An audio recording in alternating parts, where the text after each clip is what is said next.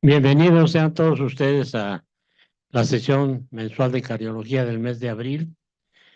Eh, esta sesión es muy interesante porque nosotros contamos actualmente con una gran cantidad de medicamentos para tratar a los pacientes que vemos frecuentemente en cardiología con síndrome metabólico, con diabetes mellitus, factores de riesgo importantes para la cardiopatía más frecuente en el adulto, la cardiopatía hipertensiva y la cardiopatía isquémica.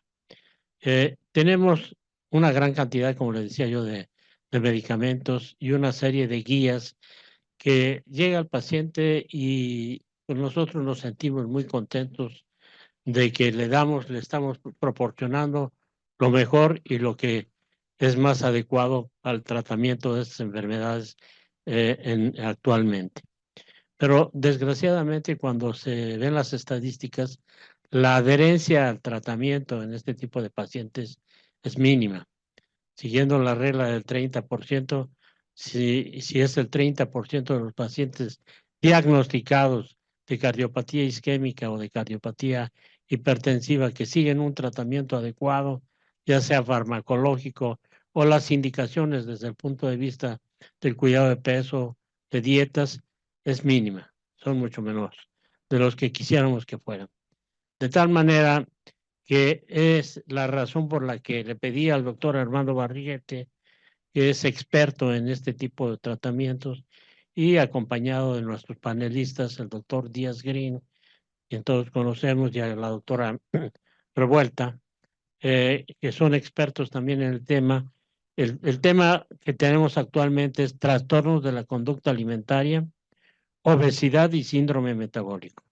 El desafío de la adherencia al tratamiento. El doctor Armando Barriguete Meléndez es consultor del Instituto Nacional de Ciencias Médicas y Nutrición Salvador Subirán y director de la Clínica Ángeles Trastornos de la Conducta Alimentaria en el Hospital Ángeles Lomas.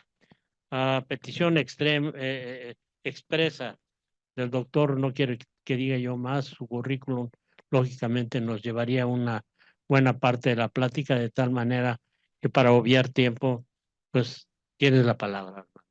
Tienes tu micrófono. Muchísimas gracias, Manuel. Bueno, buenas tardes y bueno, muy contento de la invitación. No puede venir el doctor Antonio González, se disculpa. Entonces le di vuelta al título porque a lo que les voy a platicar va a ser sobre el desafío de la adherencia al tratamiento. ¿Sí? Nosotros tenemos, Sara tenía 18 años cuando estaba ahí con SOS en nutrición, creo que fue a hacer sus prácticos de prepa. Entonces tenemos un buen rato trabajando en el tema de conducta alimentaria y quiero compartir con ustedes cuál ha sido nuestra experiencia, ¿sí? Y sobre todo, qué hemos aprendido asociado a la adherencia al tratamiento, ¿sí? La que sigue, bueno, aquí la tengo. Bueno, ahí está mi correo para cualquier pregunta y si no, el Twitter. Bueno, quisiera empezar con esta frase que es de Marguerite Yourcenar, en donde quien nos dedicamos a la conducta vemos las cosas muy parecidas a lo que ella describe en Memorias de Adriano. Y dice algo muy interesante, porque lo que nos vamos a dedicar, que es a lo que todos nos dedicamos, es a la persona.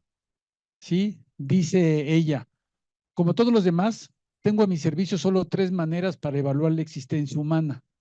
El estudio de uno mismo, el más difícil, el más peligroso, pero también el más fructífero de todos. La observación de los hombres, por otro lado, que frecuentemente se organizan para ocultarnos sus secretos o para intentar hacernos creer que los tienen, ¿sí? Es decir, uno ve con mucha frecuencia, ¿no? Con nuestros pacientes que te ocultan una parte y te platican la otra, ¿sí? Poco a poquito van platicando la realidad de toda su situación vital. Y el tercer canal, que son los libros, con sus errores propios de sus perspectivas que nacen en sus líneas. Es decir, queda claro que muchas veces lo que te deja un libro no es lo que te dice, sino lo que intentó describir y nunca llegó, ¿sí? Entonces, pues compartimos, esta es una panorámica desde la isla de Dumont de Ser, donde vivía Yourcenar, desde arriba de un monte grande que se llama el Monte Cadillac. Brevemente, algunos datos para platicar qué es lo que hemos estado haciendo, ¿sí? Y cómo hemos ido llegando a ciertas conclusiones. Es en el 86 cuando fundamos la primera clínica de trastornos en México y de las primeras en América Latina. En esta época todavía creímos que el nivel socioeconómico era determinante para los trastornos, ¿sí? Hoy vemos que la gente con mayores recursos es la que primera llega a los lugares, pero no es que los demás no lo sufran. En el 95, al doctor Caballero le ayudamos a crear su clínica, la de trastornos en el Instituto Nacional de Psiquiatría. Y desde el 2004, el tema de adherencia terapéutica vimos que era fundamental para poder entender qué secuencia tendrían que tener, ¿sí? La manera de evaluar y la manera de implementar un tratamiento con pacientes de trastornos de la alimentación. Y fuimos aprendiendo varias cosas. Nos tocó hacer la primera estrategia nacional de obesidad, ¿sí? Que fue el programa de 5 pasos por tu salud. Después nos tocó hacer en el 13 la segunda, la de Chécate, Mídete, Muévete. Y siempre estuvimos muy cerca de trabajar, ¿sí? Con las enfermedades crónicas. Desarrollamos, cuando fue la primera estrategia, equipo multidisciplinario para poder trabajar con el tema de obesidad y enfermedades crónicas, porque veíamos que era muy importante que alguien se dedicara también a lo emocional, alguien a la parte de nutrición y física, y alguien a la parte médica. Sí, por otro lado, nos han tocado, sí, trabajar en varias pandemias, ¿sí? Nos tocó la de SIDA, ¿sí? En nutrición, ahí estamos más jovencitos. Nos tocó el H1N1, nos tocó la de obesidad, ¿sí? Y digo todo esto por algo muy interesante, ¿sí? Es que hemos podido desarrollar protocolos para seguir trabajando en el tema de conducta alimentaria y nos parece que la población adolescente es un reto en sí y nos parece un buen ejemplo para poder ver qué se puede hacer en relación a la adherencia. Entonces, voy a mencionar varios conceptos, ¿sí? Varias propuestas y nuestro tema grande, ¿sí? Sigue siendo el de obesidad. Sobrepeso y obesidad sigue siendo el gran reto. Menciono el término de sindemia porque si ustedes recuerdan en el 2019, Lancet, ¿sí? Manda, ¿sí? Hace una publicación muy interesante en donde dice, hoy es 2019 para poder entender cómo está, ¿sí? La salud o el mundo, habría que considerar que tenemos al menos 3 pandemias: obesidad, desnutrición y cambio climático. Y cuando existe más de una pandemia hay que hablar que existe un estado de sindemia. ¿Y por qué es muy importante concebir el estado de sindemia? Hoy hablaremos del post-COVID o hablaremos de otros más. Es muy importante que sepamos que estamos en un estado de sindemia. ¿Por qué? Porque ya no se pueden hacer 3 o 4 estrategias. Se tiene que hacer una estrategia que le pegue a todos. Y lo que propone Lancet y lo que se ha visto que es hacia dónde tenemos que movernos todos es hacia el bienestar. Es decir, el bienestar es de los pocos constructos en donde vamos desde lo vegetal, lo animal, el ser humano, el entorno. Y algo muy importante, es colectivo. Y si nosotros vemos la definición de salud del 46 de toda la vida, dice que la salud, sí, es un estado de bienestar físico, emocional. Lo espiritual lo pusieron, luego lo sacaron y social, y no solo la falta de padecimiento. Entonces creo que una de las grandes lecciones que hemos nosotros aprendido en los trastornos de la alimentación y en el tratamiento de la parte física y emocional es que a nuestros pacientes tenemos que moverlos hacia el bienestar. Es decir, no solamente a quitarle la sintomatología. Hoy lo que busca más la población son los temas de nutrición o de bienestar. Es sobre lo que más se explora, es lo que más les interesa. Y por otro lado, habiendo trabajado mucho en el tema de prevención, me tocó ser el vocero de lucha contra la obesidad en la época del doctor Córdoba. Y bueno, mi apellido Barriguete. Se podrán imaginar cuando Barriguete llegaba a algún estado, pues las caricaturas de seguro sabrá algo Barriguete de la obesidad, ¿no? En ese momento sí creíamos que podíamos prever, creíamos que la gente puede prever, nadie prevé. Todos nos enfrentamos con la pared casi enfrente. Hoy lo que estamos viendo, que es un concepto nuevo, ¿no? O no nuevo, pero más actual, es hablar de conductas saludables y de riesgo, y a partir de ahí ver que esto es un balance, ¿sí? Y a partir de ese balance, ¿sí? E informar a nuestro paciente e irlo acompañando a que pueda entender estas conductas saludables y sus conductas de riesgo, ¿sí? Entonces, por eso es muy importante el término de sindemia, porque el tema de bienestar tiene una fuerza muy, muy importante. Y bueno, no hay que olvidar, ¿no? Que la pandemia reconfiguró el valor del bienestar, ¿sí? Nos hizo darnos cuenta que somos más vulnerables de lo que pensábamos, colocando la salud como algo más valorado hoy en día, así como hizo más visibles los síntomas intangibles y en donde es el bienestar o la dimensión emocional o social la que se puso en relieve.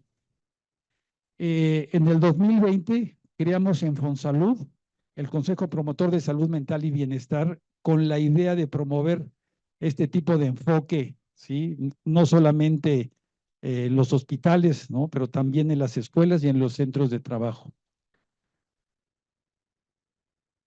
Aquí es un pequeño resumen del artículo de Lancet, donde como ustedes ven, ¿sí? Al centro de esto está la salud y bienestar humano, pero acompañado de lo ecológico.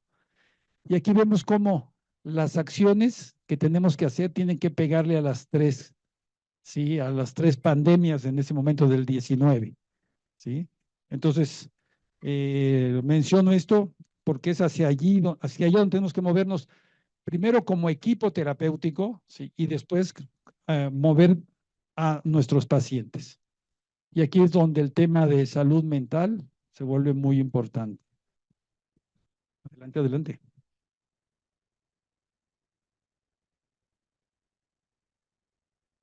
Sí, entonces nos queda claro, sí, que el tema bienestar y salud mental se volvió muy importante a partir de la pandemia. Ven qué interesante sí, esta figura, sí, la hace National Geographic hace algunos años cuando se le ocurrió hacer un primer estudio, que después de ahí salieron las zonas azules, sobre la longevidad, ¿sí? Y lo que se les ocurrió a National Geographic fue invitar a 3 poblaciones longevas y que cada una de ellas dijera qué es lo que hace que la gente viva mucho. Entonces, buscó, ¿sí? Una asiática en la isla de Okinawa, una mediterránea en la isla de Cerdeña y una en el centro de Estados Unidos, los adventistas, y vean que lo que dice de las poblaciones longevas es lo mismo que puede decir cualquier publicación científica actual, o lo que nos decía nuestra abuelita, nuestra mamá, y hoy que somos papás, lo seguimos repitiendo. Lo primero, no fumar, ¿sí? Es decir, queda claro. Lo segundo, poner a la familia en el primer lugar, la familia primero. Es decir, cuando nuestra mamá nos decía, no dejes de saludar a tu prima, ir a la fiesta de la abuelita, vemos que la red social primaria sigue siendo uno de los factores más importantes para el balance, el equilibrio y la longevidad. Mantenerse activos, ¿no? Eso de antes de que ya que estás parado, no sé qué, o el subirse por elevador, o seguir por las escaleras automáticas, ¿sí? O no caminar, ¿sí? Es muy importante. Tener algún tipo de rol social y retribuirle algo a tu sociedad. Este también es muy importante. Nosotros como médicos hacemos mucho de esto. Y bueno, queda claro, ¿no? Comer frutas, verduras y granos enteros. Y de aquí salió este concepto de las zonas azules, porque en la isla de Cerdeña, cuando iban poniendo los pues, alfilercitos, ¿sí? En las zonas donde había familias con mayores de 100 años, eran alfileres azules. Y de ahí salió, oye, pues en esta zona azul va a haber más gente. Entonces de ahí salió. Y hoy es un proyecto grande, ¿sí? Es un proyecto grande que nosotros tenemos que considerar, porque aquí es donde está moviéndose toda la población. Porque una de las enseñanzas que tuvimos cuando lanzamos la primera estrategia de lucha contra la obesidad es que la gente quiere cambiar, pero no sabe cómo. Es decir, la gente no acaba de entender cómo puede modificarse, ¿sí? Y los profesionales de la salud y la educación también, ¿Por qué? Porque no nos han enseñado a estar bien. Uno de los retos grandes, donde no nos enseñan en las escuelas de medicina, y creo que es de los retos grandes, es que nos enseñen a estar bien, ¿no? Es decir, las residencias son maravillosas por mil cosas, pero no es un canal en donde uno aprenda tampoco a estar bien. Y es algo hacia donde tenemos que mover a nuestra población. Otro término muy importante es el del sufrimiento. Es decir, todo nuestro paciente sufre. Y esta es una definición muy interesante de Paul Ricoeur, ¿sí? En donde él habla y separa lo que es el sufrimiento del dolor, ¿sí? Y sitúa más el dolor a lo físico y el sufrimiento más a lo emocional. Pero ven qué interesante, ¿sí? Que el cuerpo, ¿sí? Que todo se sitúa y pasa por el cuerpo, y el término sufrimiento va más hacia los afectos abiertos sobre la reflexividad, sobre el lenguaje, sobre la relación así y la relación con el otro, así como los sentidos y el cuestionamiento. Es decir, cuando yo sufro, esas funciones asociadas al cuerpo se entorpecen. Mi relación consigo, con mí mismo, mi capacidad de reflexión, mi lenguaje. Es decir, todo paciente que nos va a ver no solamente es un doliente, sino también es alguien que sufre, ¿sí? Y algo fundamental, ¿sí? Que se va a atorar en la relación con sí mismo y con el otro. Entonces nosotros tenemos que acompañar a este paciente, ¿sí? En ese proceso en donde puede entender en dónde está, donde uno lo puede escuchar y en donde pueda uno ayudarlo a que se mueva de ahí. Otro tema muy importante cuando alguien sufre es que disminuye su posibilidad o su potencia de reaccionar. Y nuestro canal grande a través del cual hemos ido aprendiendo y entendiendo, ¿sí? El rol del paciente es el de la conducta alimentaria, ¿sí? Es decir, es una conducta universal y es el primer modulador biopsicosocial. Cuando nosotros somos bebés, ¿sí? Y sentimos tensión, lloramos, ¿sí? La mamá se da cuenta, ¿no? Y poco a poco va descifrando si es por hambre, si es por sueño, si es por frío. Pero la parte aquí muy interesante es que cuando lloramos, ¿sí? Y nos dan de comer, descubrimos algo gigante, que al comer se me acaba la tensión. Es decir, es algo que todos hemos descubierto y que todos de alguna o muchas veces nos hemos recargado en la alimentación. ¿Quién no ha ido a un cóctel? De repente que hay mucha gente y al lado de uno está un platito de cacahuates, ¿no? Y voltea uno y ya no hay cacahuates, ¿no? Y voltea uno alrededor y no hay nadie alrededor de uno, ¿sí? Y lo peor es que a uno no le gustan los cacahuates, ¿no? Entonces vemos cómo la conducta alimentaria tiene un rol muy interesante, mediador, en donde todo ser humano se recarga en esto.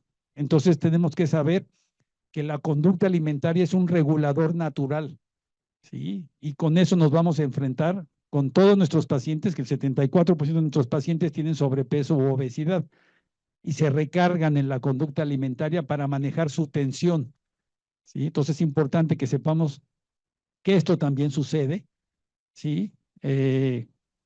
Bueno, los trastornos de la alimentación, bueno, tienen efectos importantes hacia todo el efecto físico. Y vean qué interesante, es un fotógrafo español que sacó fotografías de lo que come durante una semana cada diferente población. Esta es la población mexicana y pues bueno, ¿no? Acá adelante pues como quiera que sea, ahí va uno, pero sí acá atrás no es lo que decían los de National Geographic, ¿no? Ni los de Cerdeña, ni los de Okinawa, ni los adventistas. En cuanto a los trastornos, hemos visto que ha crecido mucho, ¿sí? Ha crecido mucho, el 3.9% era en el 2006 y hoy es el 6.6%. Es decir, hay un grupo, hay millones de personas que están atoradas en el tema de conducta alimentaria y aquí solamente hablamos de adolescentes, ¿sí? Mayormente mujeres. Vemos que ha ido aumentando anualmente, ¿sí? Un porcentaje grande ese modelo restrictivo para bajar de peso. Otro de las enseñanzas grandes es que la conducta restrictiva es el mayor promotor de alteraciones de la conducta alimentaria tarde o temprano. Es decir, la restricción no hace que uno mejore su composición. Es decir, la alimentación es igual que la respiración. Yo puedo aguantar 10, 20, 30 segundos, pero al final tengo que meter aire, ¿no? Y así pasa, ¿no? Los metaanálisis que hemos revisado hace muchos años, ya no lo hacemos ahora porque ya quedó claro, sí, en dieta restrictiva no funcionaba. Pero hemos visto también que ha aumentado el vómito, ¿sí? Como un canal para bajar de peso. Entonces, ¿por qué todo esto? Porque los pacientes que vienen a verlos a ustedes son pacientes que tienen alterada su conducta, ¿sí? Puede ser a través de la alimentaria, pero puede ser, ahorita vamos a ver nosotros toda la batería que aplicamos para poder identificar qué parte de su conducta es la que está atorada y cómo se lo decimos y cómo buscamos acompañar y cómo la propuesta es moverlos a estructurar su alimentación, pero que salgan con un hábito saludable y se acerquen al bienestar. Aquí también vemos, ¿sí?, cómo han venido aumentando el número de casos del 14 al 22. Obviamente con la pandemia hubo un disparo grande, ¿sí? Entonces vemos cómo siguen creciendo los casos. Esto es específico de conducta alimentaria, ¿sí? Y bueno, en el tema de obesidad, ¿sí? Es decir, cuando en finales de los 90 Swinburne decía que vivíamos un ambiente obesogénico, nos parecía totalmente exagerado. Decíamos, pues este cuate es surfista, australiano, mide 2 metros, pues nos ve a todos gorditos. Entonces, el tema de ambiente obesogénico, es decir, sí es real. Si ustedes ven los platitos, ¿no?, de la vajilla de la abuelita, ¿no?, eran de este tamaño, los de mamá sí, y los nuestros son así. Y si va a Estados Unidos, ya son así. Entonces, sí hay un entorno, ¿sí?, obesogénico que promueve el refil y todas esas cosas, y en donde el tema de la alimentación se dispara de manera. Entonces, este es el entorno donde estamos trabajando. Bueno, estamos trabajando mucho para el tema de adolescencia y estamos trabajando en el tema de adolescencia y prevención a través de algo muy importante que son cuestionarios, ¿sí? Cuestionarios validados para poder saber hacia dónde se mueven, ¿sí? Hacia dónde se mueven. Y lo que nosotros vemos en nuestros pacientes es lo que vemos en todos los pacientes crónicos, ¿sí?, que siempre va a impactar en nuestro manejo y en su adherencia las características psicológicas de los pacientes, los perfiles familiares. Es decir, nosotros nos vemos un paciente, pero atrás hay una familia. Si yo no considero a la familia, va a ser muy difícil. Un tema muy importante, y problemas entre el equipo. Es decir, es muy importante que uno trabaje con un equipo, es decir, que tengamos lineamientos similares y vayamos hacia una misma dirección. Es decir, trabajar en equipo siempre es un reto. Y obviamente, pues siempre hay limitaciones en cuanto al entendimiento. Y esta es una diapositiva de hace 1000 años del profesor Garfinkel del Toronto General Hospital. Entonces, nosotros, ¿qué hemos ido haciendo? En donde en la bibliografía se habla en países desarrollados, cuando mucho el 50% de adherencia, y en países subdesarrollados, cuando mucho 25% de adherencia. ¿Sí? Nosotros hemos podido subir nuestra adherencia cuando después de la valoración psicológica, ¿sí?, a un 60%. ¿Sí? Pero algo muy importante, ¿sí? Antes nosotros de hacer la valoración o de ofrecer una valoración o una consulta presencial, siempre hacemos una llamada por teléfono. Es decir, por teléfono, ¿sí?, preguntamos de qué se trata, qué necesitan. Es decir, esta llamada por teléfono es muy importante porque generalmente, en nuestro caso, son o pacientes jóvenes o la mamá de la paciente, ¿sí? Entonces, esa es una llamada muy importante porque lo que quiere la gente es poder, primero, sí, quitarse la culpa de por qué no ha hecho las cosas que tendría que haber hecho y siente que las pudo haber hecho diferente, ¿sí? Yo creo que un paso importante es que en nuestras pacientes, pero también las suyas, sí, no pidieron tener ese trastorno. Es decir, es importante recordarles que ellos no pidieron tener ese trastorno, pero hoy lo tienen y no se autolimita, tienen que hacer algo para que cambie.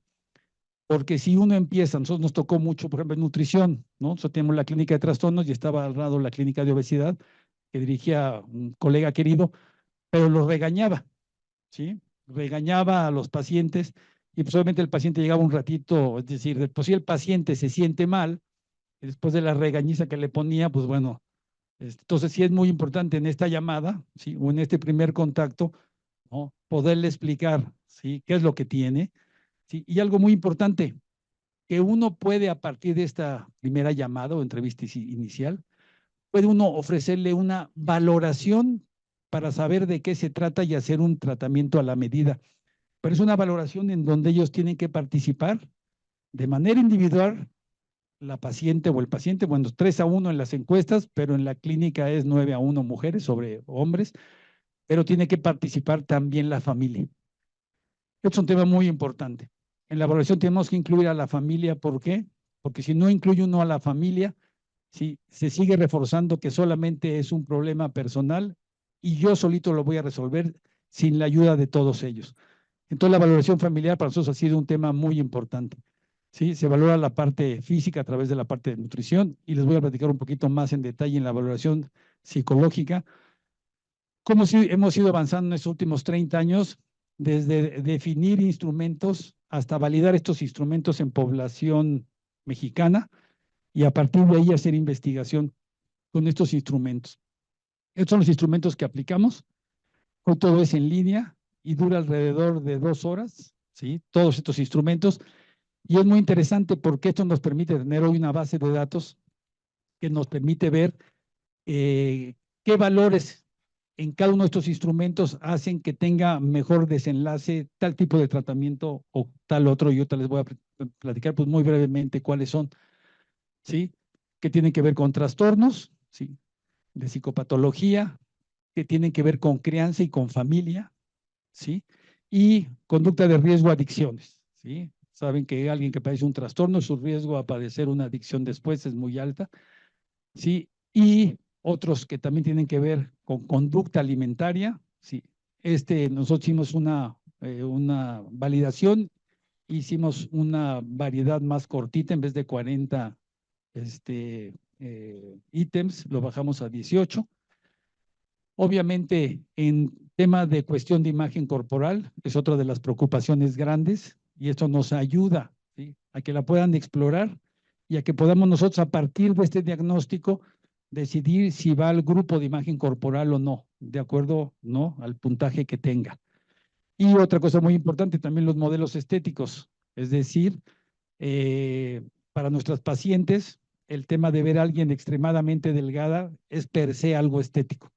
Entonces tenemos nosotros que trabajar con ellas, de que es parte de su trastorno el ver que es ser flaca lo que es realmente atractivo. Algo muy frecuente que hacemos, ¿sí? O que encontramos más bien, son los trastornos emocionales, tanto el de ansiedad como el de depresión, ¿sí? Y nosotros, bueno, validamos en esta población para poder saber y para poderles también explicar algo muy importante, que uno no puede pedirle a alguien que modifique su conducta cuando su conducta está atrapada en un trastorno. Es decir, nosotros muchas veces hacemos estas valoraciones que nos pide, ¿sí? Algún colega, ¿sí? Que tiene un paciente con síndrome metabólico, que tiene sobrepeso o sospecha algún trastorno de la alimentación. Hay veces que no tiene un trastorno de la alimentación, solamente está alterada su alimentación. Y cuando tenemos estos hallazgos asociados a la ansiedad y la depresión, es muy importante que lo sepa la paciente, que lo sepa la familia y que haya un manejo específico antes de pedirle, ¿sí? Que modifique su dieta, ¿sí? Que haga ejercicio, que duerma bien. Y como ustedes saben, hay cuestionarios específicos asociados a la motivación al cambio. Es fundamental el poder saber qué tanto quiere cambiar la gente.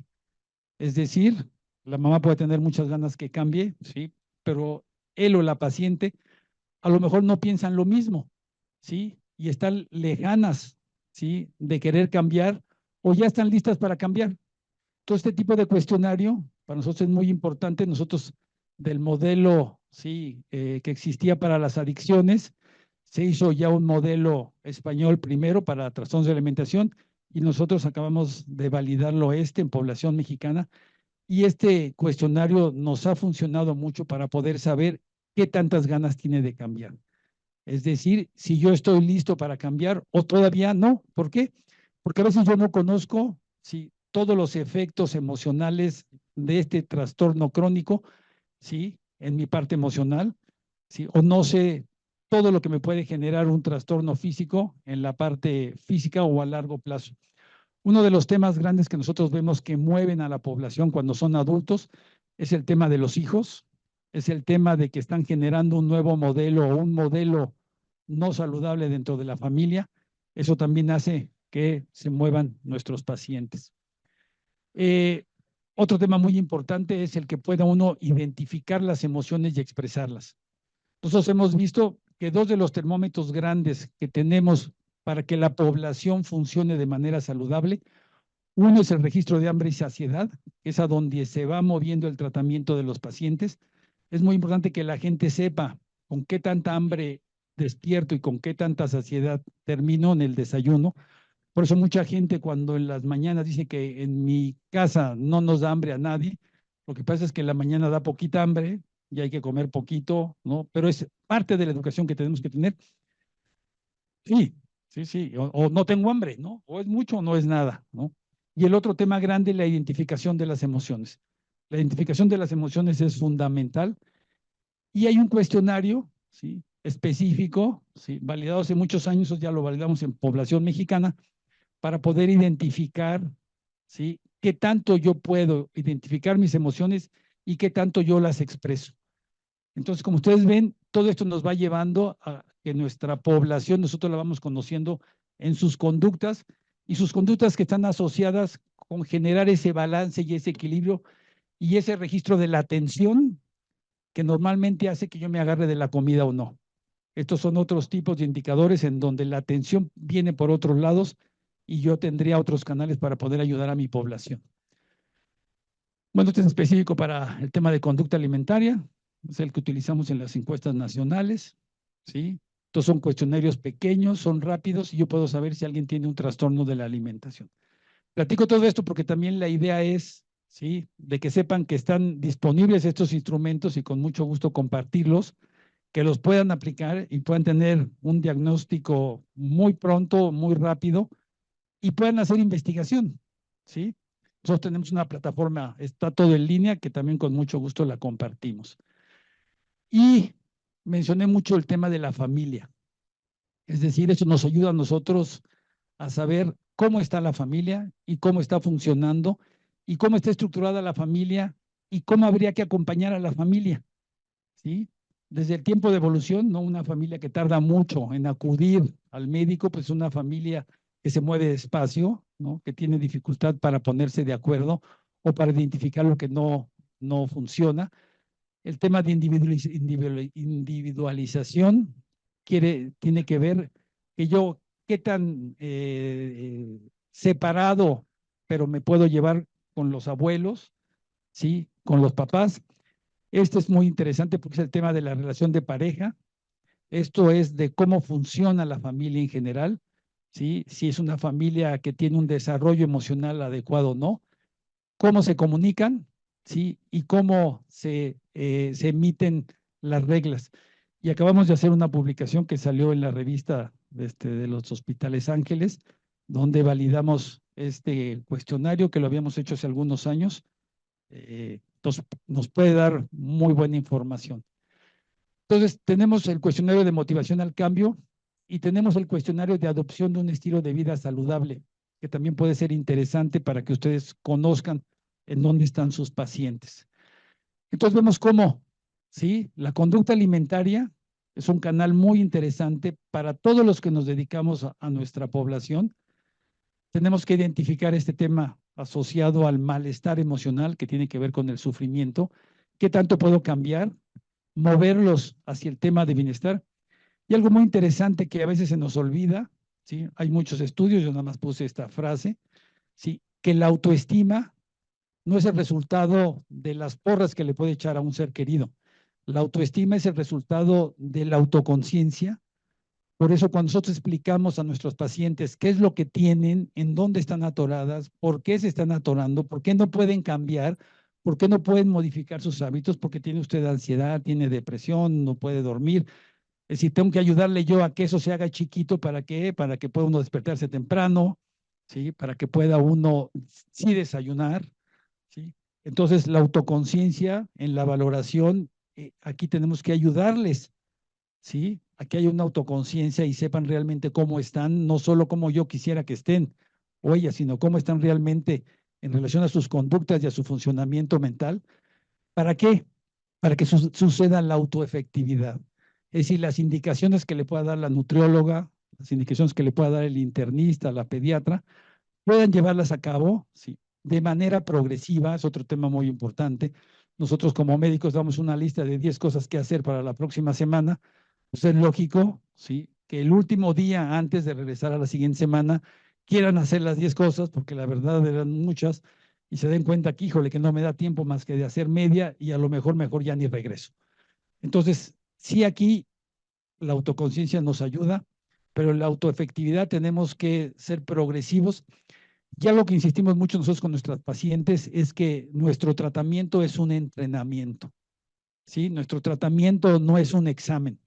Como médicos muchas veces queremos que cumplan con lo que uno le dijo, porque lo que uno le dijo, pues sí tiene razón de ser, pero no entra dentro de un proceso de aprendizaje, no entra dentro de un proceso en donde yo tengo que saber dónde ando, cómo voy a ir disminuyendo, ¿sí? Mi sintomatología, cómo voy a ir disminuyendo por una parte la parte farmacológica tal vez, pero también el tema de la alimentación, el de la actividad física, ¿sí? ¿Para qué? Para que yo me sienta contenta de mis logros. Esta sería la autoefectividad. Y aquí es donde sucede la autoestima, ¿sí? Aquí es donde las y los pacientes se adhieren de manera consolidada. Aquí se adhieren de un principio, ¿sí? En los trastornos de la alimentación tenemos dos fases siempre. La primera fase es cuando disminuye la sintomatología del trastorno y la segunda es cuando sucede el cambio. Y esto es muy importante. Cuando hablamos de recuperación, porque al final creo que allí habría que movernos todos, tenemos que hablar de crecimiento personal y cambio de conducta. Es muy importante esto. Es decir, nosotros tenemos que movernos hacia la recuperación. Y para terminar, este modelo de recuperación sigue siendo muy claro, muy didáctico, ¿sí? En donde vemos cómo está la conducta alterada en todos nuestros pacientes crónicos. Hay una época de negación, es decir, los pacientes siempre dicen, pero ¿por qué a mí? ¿O por qué no he podido cambiar? ¿Qué habría que hacer? Y aquí es donde empieza el tratamiento, ¿sí? Pero este tratamiento tiene ese antecedente grande de hacer un diagnóstico claro, de explicarles en dónde están, ¿sí? Y a partir de ahí hacer un plan a la medida, pero en donde no es la culpa lo que va a hacer que ellos se adhieran, sino es la responsabilidad y que esto lo vean como un entrenamiento, ¿sí? Entonces empieza uno a trabajar. Esta es una etapa muy importante que es solamente de aprendizaje. Nosotros trabajamos mucho con grupos de WhatsApp, donde acompañamos a la familia y a la paciente, y de esa manera podemos irlos acompañando en el día a día. Para nosotros la consulta es un team back. La consulta es un momento de estrategia. La realidad es la que está afuera, ¿no? Es decir, en la consulta le decimos una o dos cosas que hay que hacer. Sí, les decimos que la primera fase es estructurar su alimentación, sí, no es generar todos los cambios. Hablamos de una alimentación mecánica, donde vamos, la psicóloga da estrategias para que lo cumpla, la nutrióloga utiliza los alimentos que son más afines a esa época, pero siempre promoviendo que sea la paciente, es que nosotros vemos mucho más mujeres que hombres, por eso digo lo femenino siempre, que ella se sienta no solo representada, sino que ella decide cuál va a ser su alimentación, que ella se va comprometiendo. Entonces, toda esta, ¿sí? Sus conductas siguen siendo las mismas, pero empieza a aprender de otra manera, ¿sí? Con otro fin. Asociamos a la familia. Muy importante, movemos a los papás, digamos adolescentes, movemos a los papás, ¿sí? De las indicaciones de nutrición, porque asociado a los trastornos de la alimentación no es un trastorno, pero se comporta como tal, que es la adolescencia. Entonces, esta parte rebelde y brava, ¿sí? Y desafiante propia del adolescente, sí, la movemos y hacemos que los papás no tengan que ver con la alimentación en el sentido de que ellos no definen, sino es el equipo. Cuando logramos esto, ¿sí? Empezamos a ver los cambios, ¿sí? Y empiezan a modificarse los cambios, ¿sí? Aquí es donde ya llegamos, sí nos lleva todo esto, sí, fácil, 6 meses, ¿sí? Y la siguiente etapa, sí, que es la de evitar la recaída, sí, es donde terminaría el tratamiento. Y bueno, la idea es que conocieran los instrumentos que usamos, con muchísimo gusto los podemos compartir y cómo hacemos énfasis en la conducta para poder generar el cambio, pero habiendo explorado qué tanto quiere, qué tanto puede, qué tipo de otros trastornos lo limitan a cambiar sus hábitos. Y bueno, les agradezco su atención, y bueno, encantado de oír comentarios de nuestros colegas y estoy aquí atento. Gracias.